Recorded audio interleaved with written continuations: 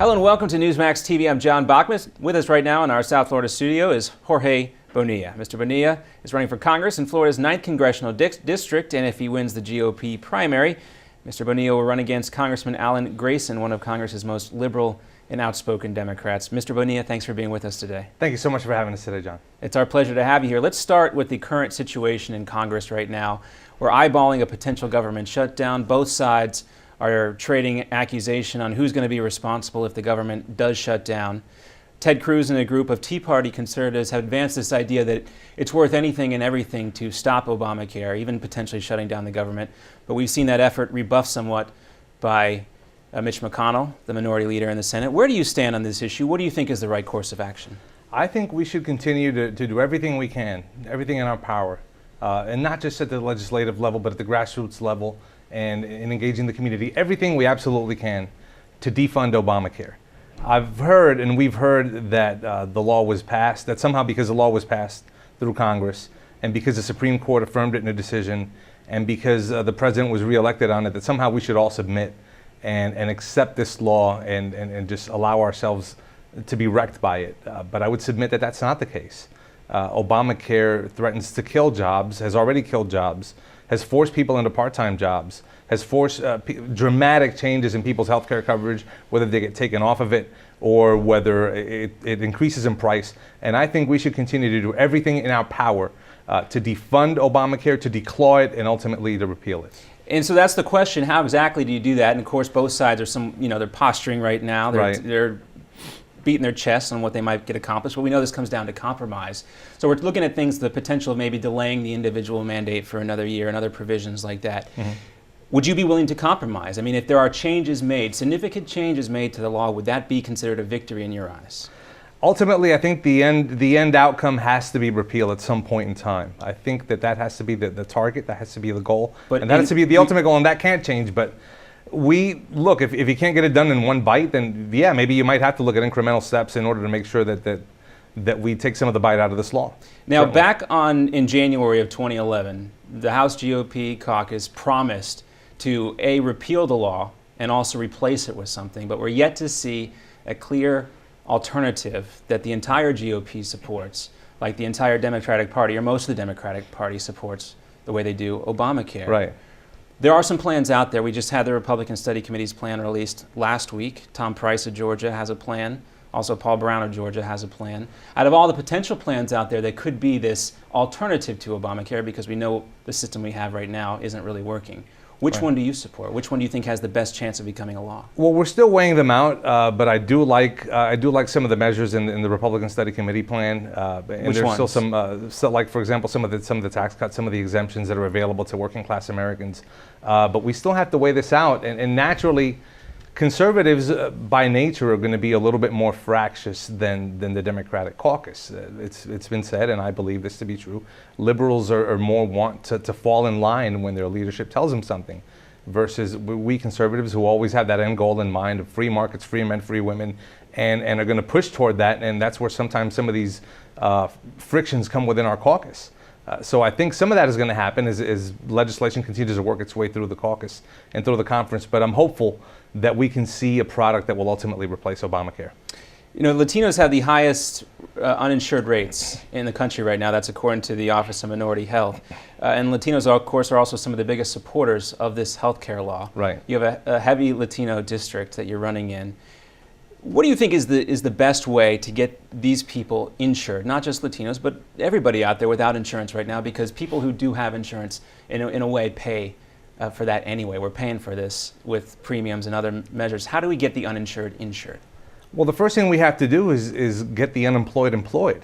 And if we do that, and I'll tell you, there's a 16% Hispanic unemployment rate in the district, which is something alarming and something that we have to look at, and that quite frankly hasn't been addressed so far by our current representation.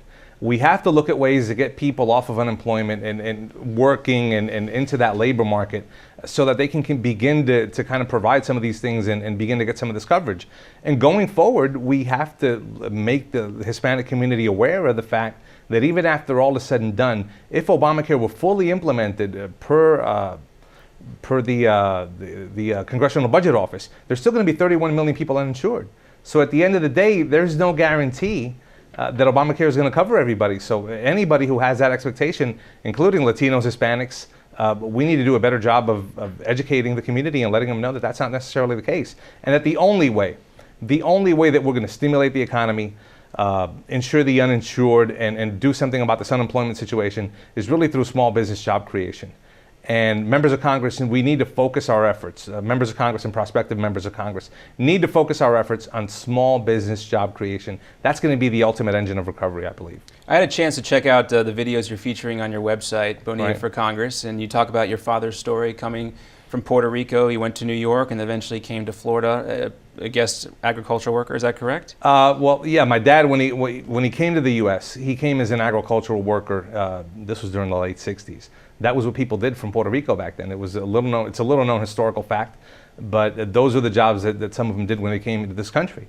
And that's where my dad started. He started out picking apples, and eventually he made his way to New York, where eventually he stayed and found work in a factory, and that's where he met my mom. We're innately and familiar with, and we're immersed in this story of people coming into this country and looking for better opportunities. Our run has to be about that, and public service has to be about that, about preserving opportunity for everybody, not just for new arrivals, but for people that are already here. And unfortunately, we're at a point in our nation's history where we're in serious danger of leaving behind a diminished country to future generations of Americans. That's why we're running for Congress. The GOP has made it a goal of theirs to recruit more minority candidates. Right. You, of course, would fall into that category. And the GOP is, of course, trying to appeal to more Hispanics and Latinos. Right. Do you think it matters? You know, you come from, your family background is Puerto Rican. Puerto Ricans are U.S. citizens by birth. Right. Do you think that matters to somebody from Colombia or to Mexico, or do you think it's more about policy that the party promotes? It's a bit of both, and ultimately, regardless of your ethnic background, regardless of your ethnic origins and how you or your family came to this country, at the end of the day, you still have to make that case to the community. And that's still incumbent upon each individual candidate, and hopefully the party will kind of help support that and sustain that in some way or another. But ultimately, we have to individually make the case to the community and explain how the free markets and how conservative principles best benefit them. And if we do that successfully, then we'll have that significant crossover. We haven't heard as much about immigration lately. There's been some things that have risen to the top of the priority list, including Right. Syria. But a lot of the debate comes down to, how do you define amnesty? And what is your definition of amnesty? Amnesty is forgiveness.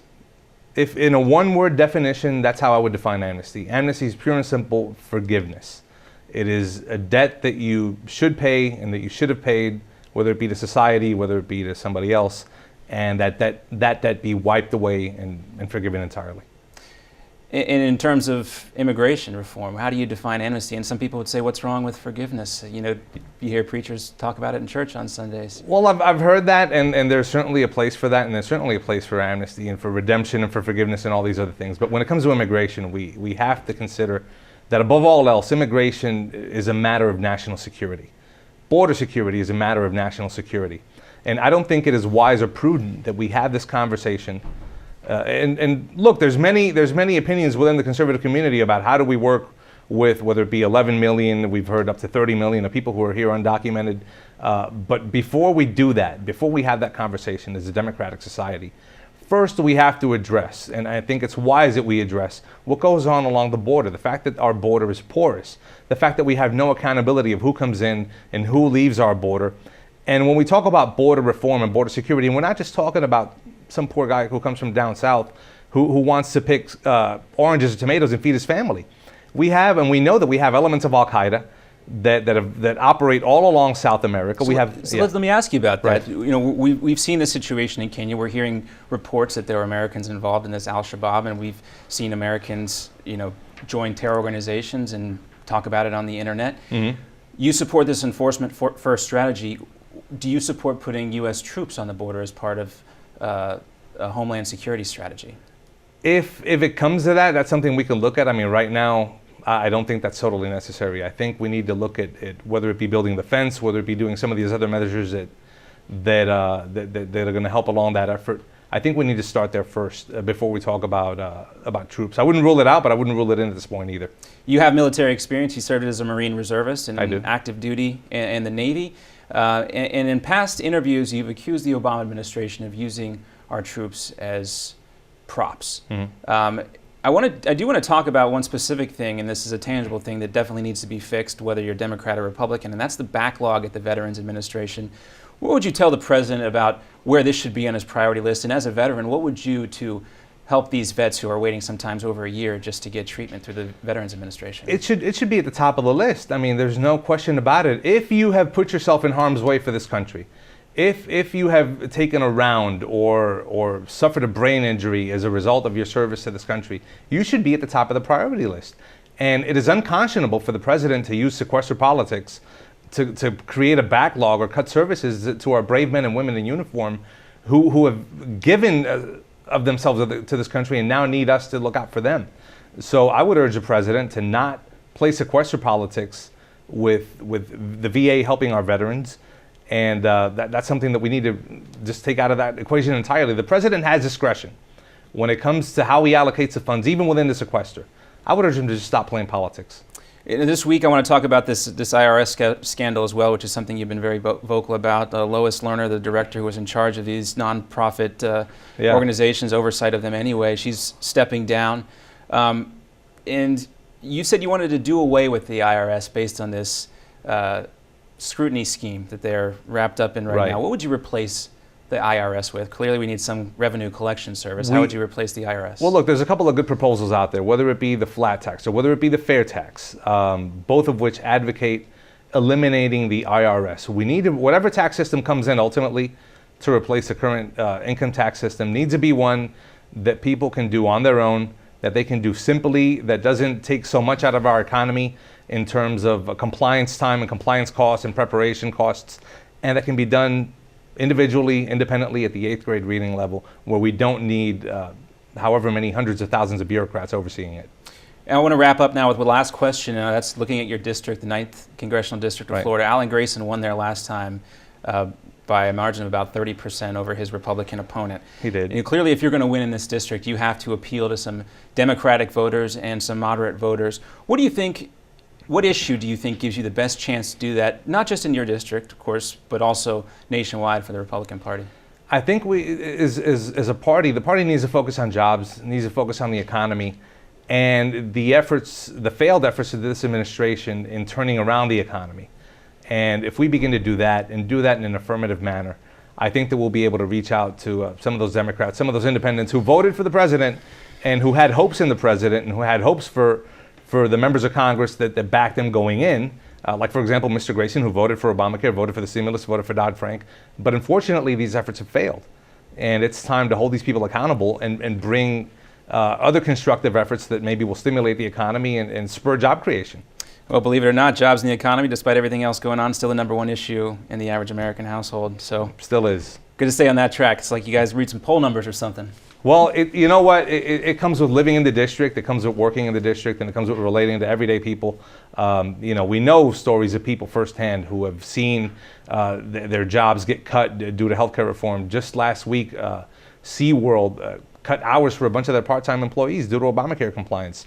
And a lot of those SeaWorld employees live right in our backyard, right in our communities. So this is something that we see tangibly and we feel and we understand. And we know that that's what it's going to take to kind of bring the district back and bring our economy back as a whole. All right, Jorge Bonilla, candidate for Congress in the 9th Congressional District. Thanks for being with us. Thanks so much for having us on. And thank you for watching Newsmax TV.